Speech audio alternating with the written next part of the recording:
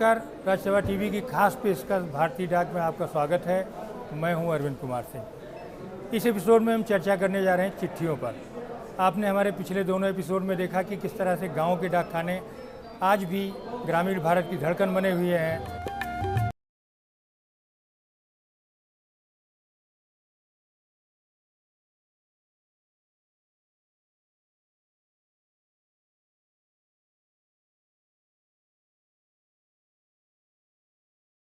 आज भी भारतीय डाक के मार्फत 635 करोड़ से अधिक चिट्ठियां और डाक सामग्रियां आ रही हैं, लेकिन उनमें उन व्यक्तिगत चिट्ठियों को काफ़ी कमी रूप के रूप में देखा जा रहा है, जिनके बदौलत हमारा डाक का इतिहास शुरू हुआ। निश्चित तौर पर व्यक्तिगत चिट्ठियां कम हुई हैं, लेकिन इसके बावजूद चिट्ठियां आ रही हैं, जा रही हैं। इस एपिसोड में हम आपको चिट्ठियों के बहुत सारे रंगों को दिखाएंगे।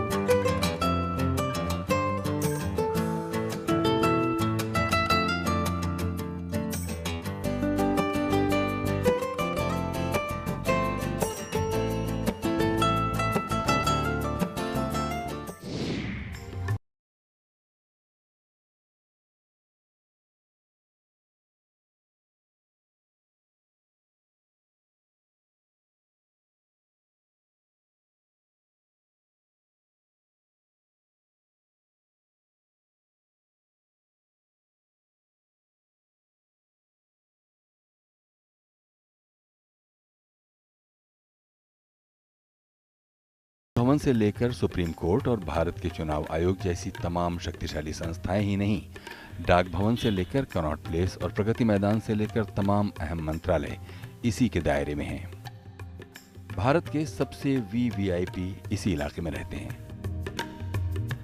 गोल्ड डाकघर एक हेरिटेज बिल्डिंग है, जहां 1934 तक वॉयसराय का कैंप पोस्ट ऑफिस था। 1948 में इसे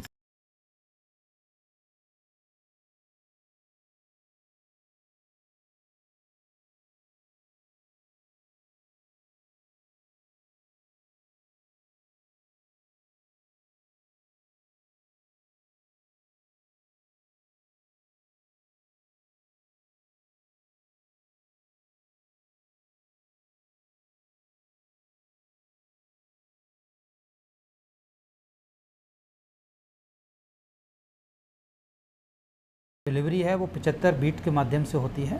75 पोस्टमैन बीट्स हैं यहाँ पे, और पूरा ये मान के चलिए कि सारे जो सरकारी संस्थान हैं, चाहे वो नॉर्थ ब्लॉक, साउथ ब्लॉक, संसद भवन है, हमारा सुप्रीम कोर्ट ऑफ इंडिया है, हाई कोर्ट है, वो सारे का जो डिलीवरी है वो यहाँ से गोल्ड डाक खाने पोस्ट ऑफिस के माध्यम से होता है।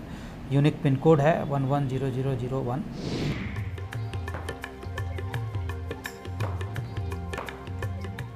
गोल्ड डाकघर यानी नई दिल्ली जीपीओ के तहत आने वाले मार्केट रोड डाकघर से चिट्ठियों का काम होता है।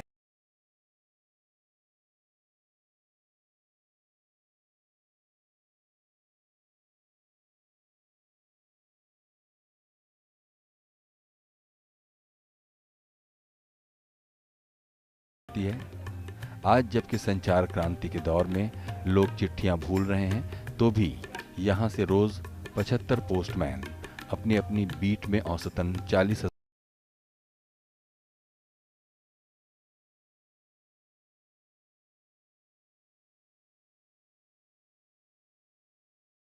बजे और दोपहर बाद 3 बजे 2 बार चिट्ठियां बांटने का काम करते हैं। इनमें 25,000 सामान्य चिट्ठियां होती हैं, जबकि बाकी स्पीड पोस्ट और रजिस्ट्री। इससे इनके काम का दबाव समझा जा सकता है। 25,000 से ज़्यादा ऑर्डनरी डाक और 15,000 से ज़्यादा यहाँ पे अकाउंटेबल आर्टिकल प्रतिदिन आते हैं। 40,000 के लगभग यहाँ डाक आती है, जिसको पोस्टमैन बड़े त्वरित गति से बांटते हैं।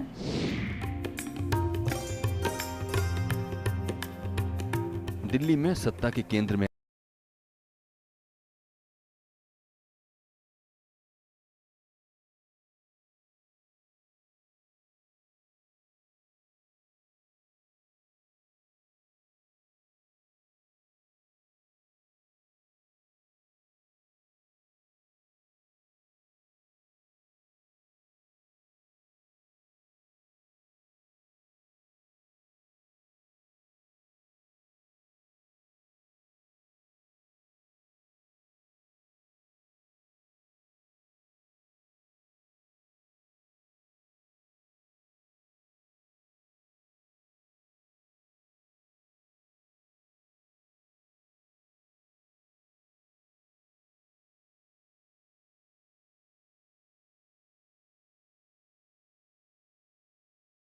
के दौर में 118 करोड़ से अधिक फोनों के साथ भारत दुनिया का सबसे बड़ा दूरसंचार बाजार बन चुका है।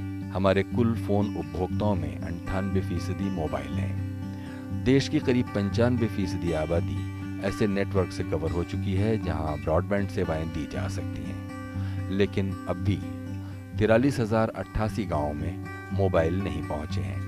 फिर भी पूरी तस्वीर संचार और सूचना क्रांति की ताकत का बयान करती है।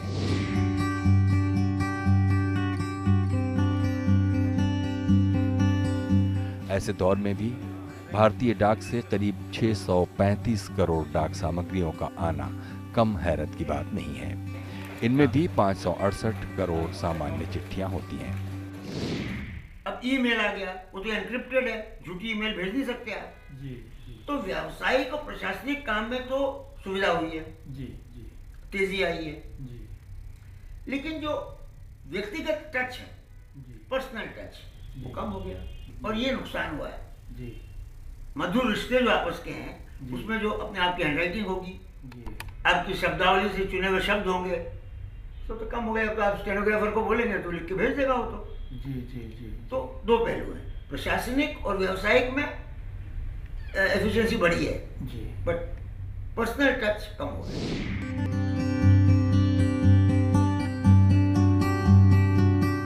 नई दिल्ली हवाई अड्डे पर स्थापित आधुनिक ऑटोमेटिक मेल प्रोसेसिंग सेंटर यानी AMPC में चारों तरफ चिट्ठियां ही चिट्ठियां नजर आती हैं।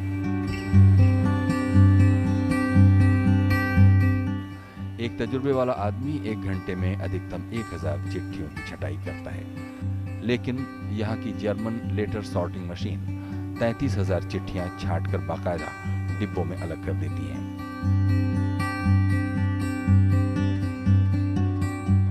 पोस्ट कार्ड से लेकर अंतर्देशीय और 3 से 20 ग्राम तक की चिट्ठियां इनमें शामिल हैं।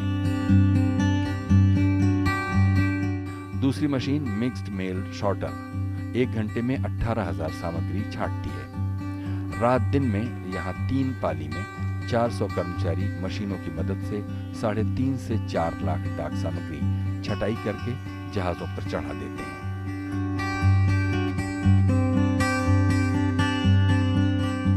ये केंद्र भारतीय डाक की नई तैयारियों की बानगी है।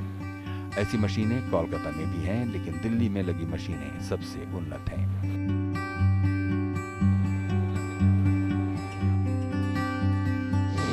लोग काफ़ी जागरूक हैं, उनको सर्विस काफ़ी जल्दी चाहिए। इन सब को देखते हुए भारत सरकार ने उस समय यहाँ ऑटोमेटेड मेल प्रोसेसिंग सेंटर स्थापना का विचार रखा, ताकि लोगों को जल्द से जल्द चिट्ठी डाक समय पे बिना किसी डिले के, देरी के उनको मिल पाए।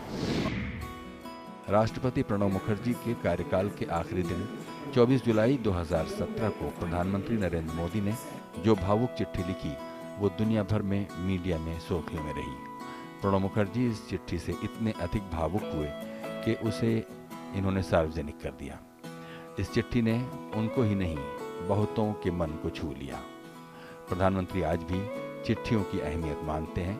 उन्होंने आयुष्मान भारत के लाभार्थियों को योजना समझाते हुए और ग्राम प्रधानों को जल संरक्षण के महत्व पर जो पत्र लिखा है, वो प्रेरक है। प्रधानमंत्री के दफ्तर में रोज करीब 5000 चिट्ठियां आती हैं, जिनके जवाब का उचित तंत्र है। कई अहम पत्रों के जवाब प्रधानमंत्री खुद देते हैं। सांसदों, विधायकों और सरकारी दफ्तरों का काम बिना चिट्ठियों के नहीं चलता। दुनिया में चिट्ठियों का इतिहास बहुत पुराना है। अंग्रेजों ने आधुनिक डाक व्यवस्था 1854 में खड़ी की तो साक्षरता नाम की थी। पूरे देश में सालाना 1 करोड़ 20 लाख चिट्ठियों की आवाजाही थी, जिसमें अधिकतर सरकारी थी। 1878 से 79 तक इनकी तादाद 13.10 करोड़ और 100 साल बाद यानी 1979 से 80 तक 900 करोड़ सालाना हो गई। 1985-86 में भारतीय डाक और तार विभाग अलग हुए तो उस साल 1198 करोड़ चिट्ठियां आईं। संचार क्रांति ने जब भारत में दस्तक दी तो भी देश में सालाना 1550 करोड़ चिट्ठियां आ जा रही थीं। संचार क्षेत्र में सबसे लंबे समय तक वैयक्तिक चिट्ठियों ने ही राज किया। टेलीग्राम से लेकर लैंडलाइन फोन भी इसका कुछ बिगाड़ नहीं पाए। लेकिन मोबाइल की ताकत के आगे चिट्ठियां परास्त होने लगीं। फिर भी मोबाइल को चुनौती देते हुए वो 2001-2 में 1103 करोड़ बनी रही। 2003-4 में वो 863 करोड़ और 2005-6 में 670 करोड़ पर आ गई। लेकिन बाद में भारतीय डाक ने इस गिरते क्रम को संभाल लिया।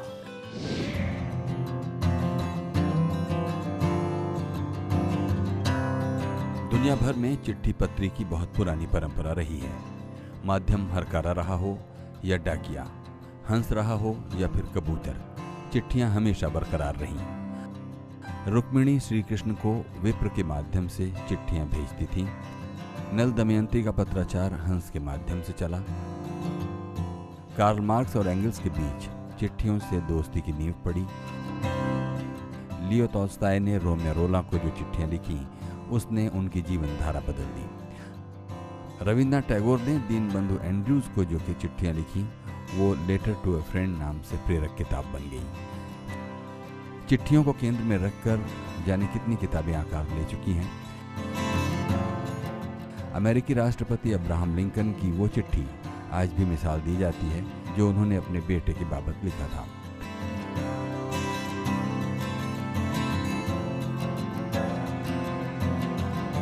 पंडित जवाहरलाल नेहरू ने जेल में रहते हुए अपनी बेटी इंदिरा गांधी दूसरों को जो चिट्ठी लिखी, वो एक लोकप्रिय किताब में शुमार है।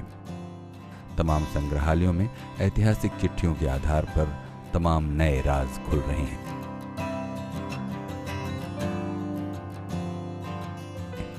मुंशी प्रेमचंद खूब चिट्ठियां लिखते थे, लेकिन आखिर तक तारीख न लिखने की उनकी आदत बरकरार रही।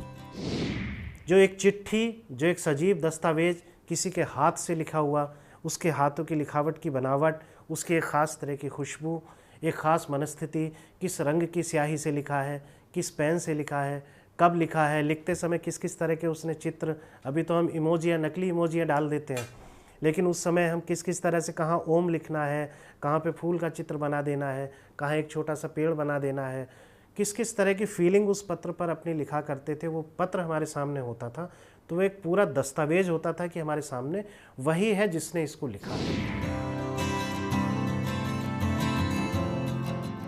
उर्दू के महान शायर मिर्ज़ा गालिब की चिट्ठियों का तो जवाब ही नहीं है। कई बार उनकी चिट्ठी का विषय चिट्ठियां होती थीं। तमाम लेखकों, राजनेताओं और जाने माने लोगों की चिट्ठियों पर जाने कितना साहित्य लिखा गया है। लेकिन दिलचस्प बात यह है कि इन चिट्ठियों को अगर गंतव्य तक डाकिये ने न पहुंचाया होता तो ये ऐतिहासिक दस्तावेज कैसे बनते। आज की जो पीढ़ी है, अगर वो पत्रों से, इस तरह के लिखित दस्तावेजों से अगर दूर हो गई तो निश्चित तौर पर एक बहुत बड़ी क्षति होगी, साहित्य की भी और हमारे समाज की भी।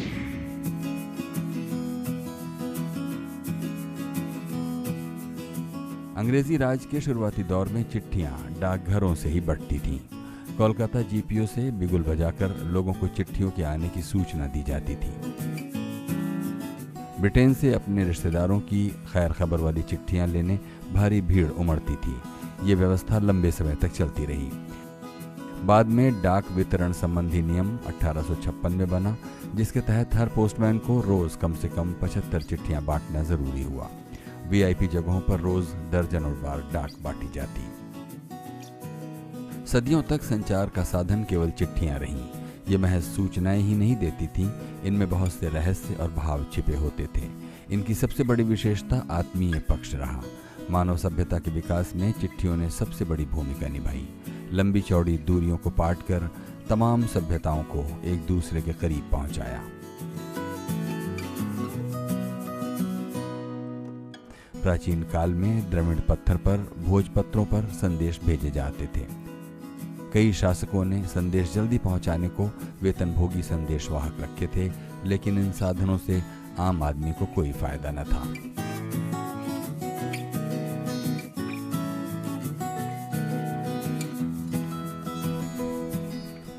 1 अक्टूबर 1884 के बाद आम लोगों के लिए चिट्ठियों की दुनिया तब बदली जब भारतीय डाक में दूरी की सीमा समाप्त कर डाक टिकट लगाकर पूरे देश में चिट्ठियों का आना जाना शुरू हुआ।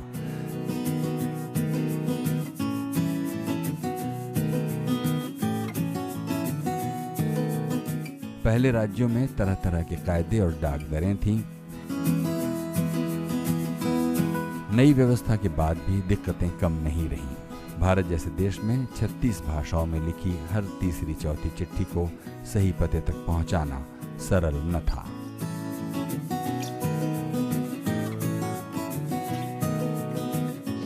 एक बच्चे ने लिखा, जैसे उर्दू में लिखा करते हैं, बा मुकाम लाहौर छावनी, आरे बाज़ार पास मामा जी को मिलकर मामी जी को मिले। अच्छा, मामा जी को मिलकर मामी जी को मिले। अब वो पोस्टमैन जो है कहता है ये कौन से मामा जी और कौन से मामी जी। देश महात्मा गांधी की 150वीं जयंती मना रहा है। उनको संसार छोड़े हुए 6 दशक से अधिक बीत चुके हैं, लेकिन चिट्ठियों की बदौलत उनकी यादें ताज़ा हैं। गांधी जी को हर रोज दुनिया से सैकड़ों चिट्ठियां मिलती थीं। हर एक का जवाब वो समय से देते थे। चिट्ठियों की बदौलत बड़े से बड़े और गरीब से गरीब आदमी से संवाद उन्होंने कायम रखा था। उनको भेजी गई तमाम चिट्ठियां महज महात्मा गांधी इंडिया लिखकर पहुंच जाती थी। कुछ चिट्ठियों पर तो लिखा होता था महात्मा गांधी जहां कहीं भी हों। अधिकतर चिट्ठियों का जवाब वो हाथ से लिख कर देते थे और दाहिना हाथ दर्द करने लगता तो बाएं से लिखने लग जाते थे। पत्रों के आधार पर हम जब देखते हैं तो गांधी जी की एक अलग से व्यक्तित्व हमें नज़र आता है।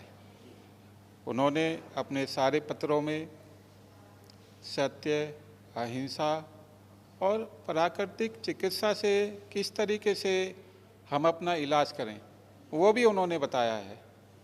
तो इन पत्रों में हम यही देखते हैं कि किस तरह एक गांधी जी और सामने वाले को किस तरीके से संवाद के जरिए अपनी बात बता रहे हैं।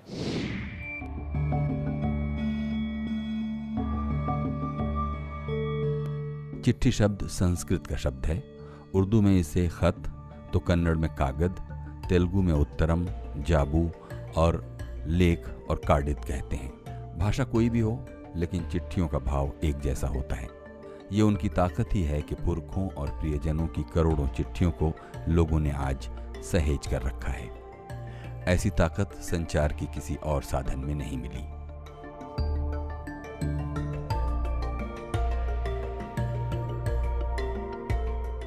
भले पुरानी चिट्ठियों के रंग मटमैले हो गए हों, स्याही की चमक फीकी पड़ गई हो, लेकिन उनके शब्दों की ताकत बरकरार है।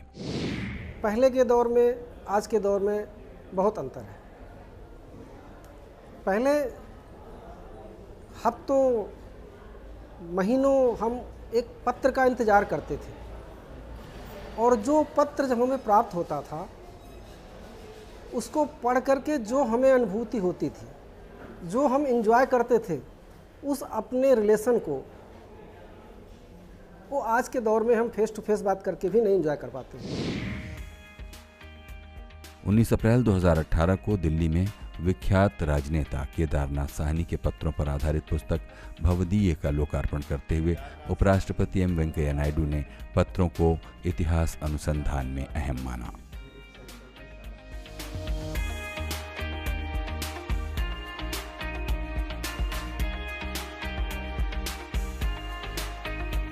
भारत में चिट्ठियों के इतिहास में कई चुनौतियां और अहम पड़ाव आए, लेकिन इनको लेकर 1973-74 के दौरान दहशत का भी दौर देखा गया।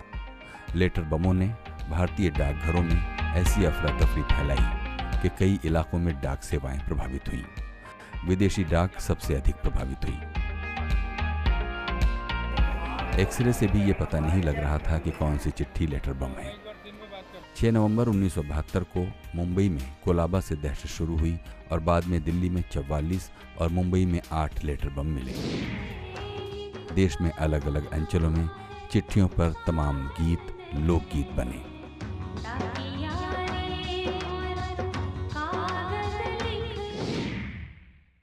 गुड़िया गुड्डा पच्चू गिट्टी जिंदा रख, दिल में यार वतन की मिट्टी जिंदा रख, माना दूर हुई है अपनों की दुनिया। माना दूर हुई है अपनों की दुनिया, फिर भी कागज़ पत्थर चिट्ठी जिंदा रख, फिर भी कागज़ पत्थर चिट्ठी जिंदा रख, दिल में यार वतन की मिट्टी जिंदा रख।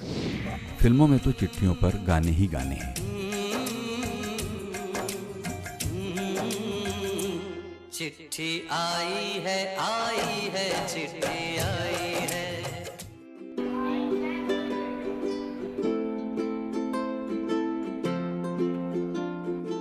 एक दौर वो भी था जब उन घरों की ऊंची हैसियत मानी जाती थी जहां सबसे अधिक चिट्ठियां आती थीं।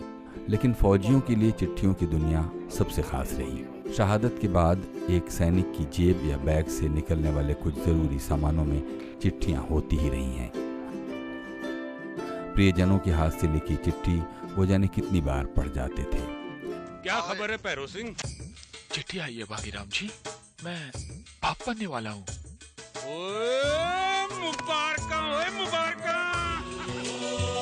संदेशे आते हैं हमें तड़पाते हैं, तो चिट्ठी आती है वो पूछे जाती है कि घर कब आओगे, कि घर कब आओगे। फौजी भाइयों की जो उनके लिए जो डाक है, खत है, या उनकी जो समस्या है, मनी ऑर्डर की समस्या है, कोई भी समस्या, सेविंग बैंक की समस्या है या उनकी पीएलआई की समस्या है, इसके प्रति भी डाक विभाग ने पूर्ण मुस्तैदी के साथ काम किया है और आज भी ये हमारी फौज का एक अभिन्न अंग है। सोनीपत निवासी फौजी मेहर सिंह ने 40 के दशक में अपनी शहादत से पहले जो रचना लिखी थी वो इतिहास में दर्ज है और बताती है कि एक फौजी के जीवन में उनकी क्या जगह है। मेरे साथियों, अंत समय है, कर दो मुझ पर यह उपकार, मेरे घर वालों को लिख दो चिट्ठी में बातें दो चार। लिख दो मैंने देश की खातिर अपनी जान गंवाई है, लिख दो ये तो हर फौजी की सबसे बड़ी कमाई है। इतनी इंतजार चिट्ठियों की फौज में रहती थी क्योंकि डिजिटल मीडिया तो अब आया है। तो उससे पहले जितनी अभी भी मतलब मुझे लगता है कि जब मैं फौज में थी तब भी मेरे पास मोबाइल, जब मैंने ज्वाइन किया था, जबकि बहुत रिसेंट बात है, तब भी हमारे पास मोबाइल मेरे पास फर्स्ट ईयर ऑफ सर्विस में, उसके बाद मैंने लिया। तो आप सोचिए इतनी रिसेंट ईयर्स तक the only mean of communication is a letter. तो कहीं दूर दराज के भी पॉइंट्स हैं तो वहाँ पर भी चिट्ठी पहुँचती है, पोस्ट पे चिट्ठी पहुँचती है। तो सबसे अच्छे से जो लोग जो हम करस्पॉन्ड कर सकते हैं तो वो एक चिट्ठी का माध्यम ही है। कहते हैं कि डाकिया लिफाफा देखकर अंदाज लगा लेता है कि कोई चिट्ठी कितनी जरूरी है।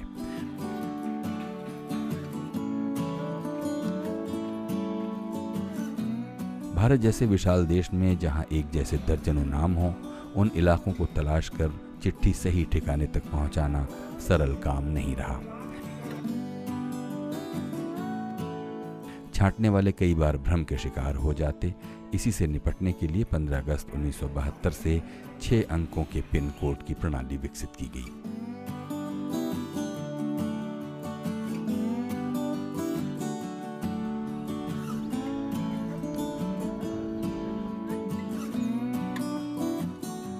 बहुत से नए उपाय हुए जिस नाते चिट्ठियों को समय पर पहुंचाना संभव हुआ। देश में इस वक्त कुल 5.62 लाख लेटर बॉक्स हैं और करीब हर इलाके तक इनकी पहुंच है।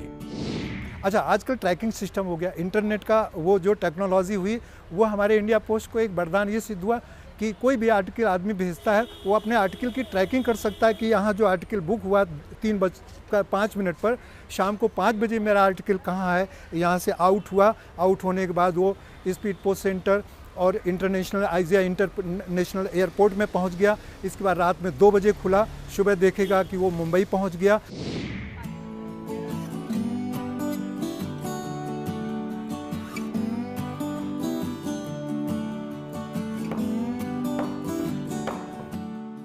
उन्नीसवीं और 20वीं सदी में चिट्ठी लेखन नई बुलंदी पर पहुंचा। चिट्ठी संस्कृति को विकसित करने को स्कूली पाठ्यक्रमों में ये विषय शामिल हुआ। विश्व डाक संघ ने चिट्ठी संस्कृति के विकास को प्रतियोगिताएं आयोजित करने का दौर 1972 से शुरू किया। हम स्कूलों में जाते हैं, उन बच्चों को पत्र के बारे में बताते हैं, भाई पत्र आप जरूर लिखिए, क्योंकि पत्र केवल पत्र नहीं है, उसमें हमारी इमोशंस हैं, हमारी भावनाएं हैं। हम फ़ोन के द्वारा अपनी भावनाएं नहीं दे सकते। जो पत्र के द्वारा हम अपनी भावनाएं हम एक से दूसरे व्यक्ति को, और वो भावनाएं उस तरह से होंगी कि वो पत्र हम किसको लिख रहे हैं। पहले पोस्टमैन चिट्ठी पढ़कर सुनाते थे और लाखों पेशेवर चिट्ठी लेखक देश के तमाम हिस्सों में चिट्ठी लिखते थे। लोग उनको बताते कि क्या लिखना है। वो सरकारी निगरानी में काम करते थे, लेकिन अधिकतर हाथों तक मोबाइल पहुंच गया तो जुलाई 2008 से ये सेवा समाप्त हो गई।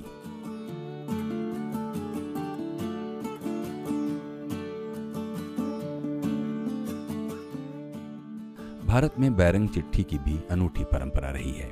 ये व्यवस्था गरीबों के खास काम आई। बैरंग चिट्ठियों के साथ डाक विभाग के तहत रिटर्न लेटर ऑफिस यानी RLO अधूरे पते वाली चिट्ठियों को भी गंतव्य तक पहुंचाने की जो कोशिशें करता रहा है वो लाजवाब है।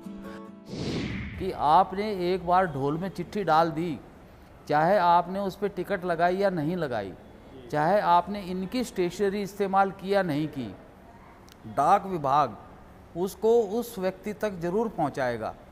और कई बार ये भी होता था कि अगर आपके पास पैसे नहीं हैं तो आप किसी भी रुक्के पे उसको एक तरीके से पुड़िया बना के अगर आप ढोल में डाल देंगे तो वो आपकी बैरंग चिट्ठी बोलते थे उसको।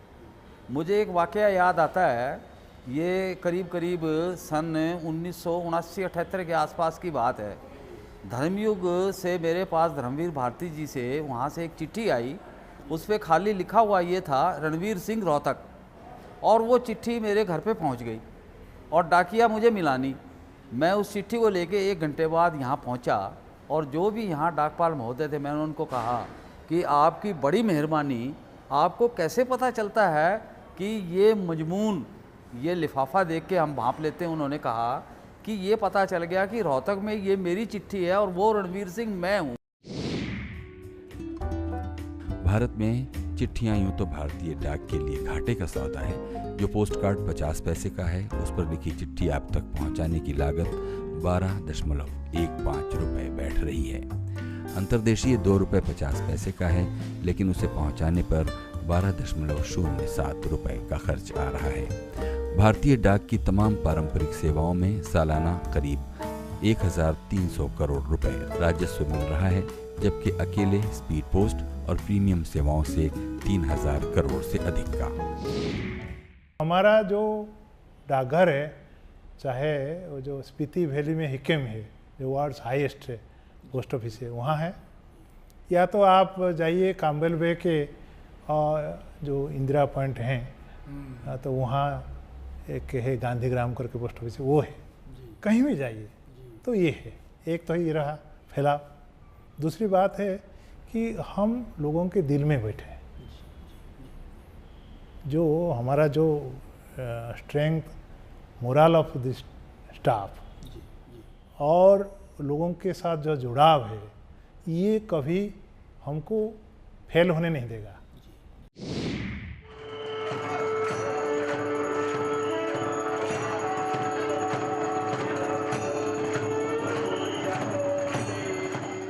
चिट्ठियों की दुनिया अजीबोगरीब है।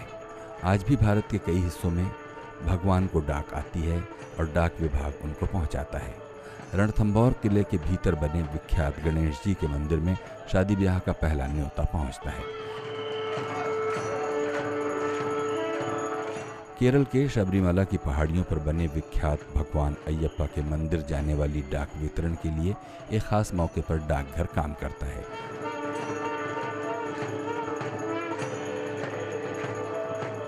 वहीं अल्मोड़ा के गोलू देवता के मंदिर में भी बहुत सी डाक भगवान के नाम पर आती है। जबकि मुंबई में विश्व प्रसिद्ध लालबाग के राजा गणपति मंदिर में दान पात्र में भारी रकम के साथ हजारों चिट्ठियां मिलती हैं।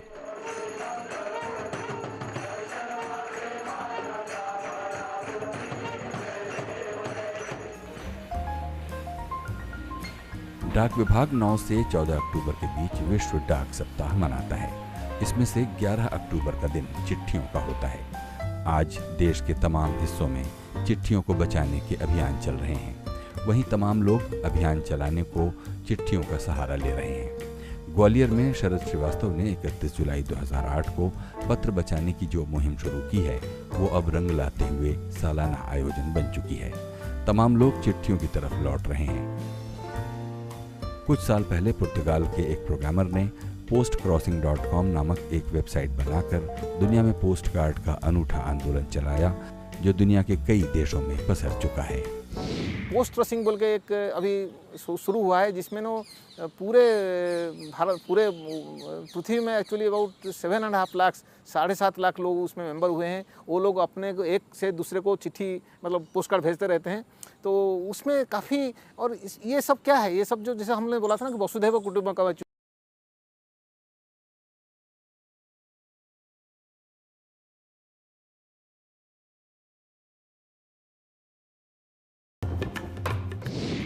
तो इस तरह आपने देखा कि संचार और सूचना क्रांति की बदौलत जिस तरह दुनिया भर में तमाम जगहों पर चिट्ठियां कम हुई हैं, व्यक्तिगत चिट्ठियां कम हुई हैं, उसका असर भारतीय डाक पर भी पड़ा है। लेकिन ये बात भी सच है कि पूरे दुनिया भर में डाक प्रशासन की शुरुआत इन चिट्ठियों की बदौलत हुई है, और आज भी निजी चिट्ठियों को, निजी खतों को बचाने की एक मुहिम पूरी दुनिया में चल रही है।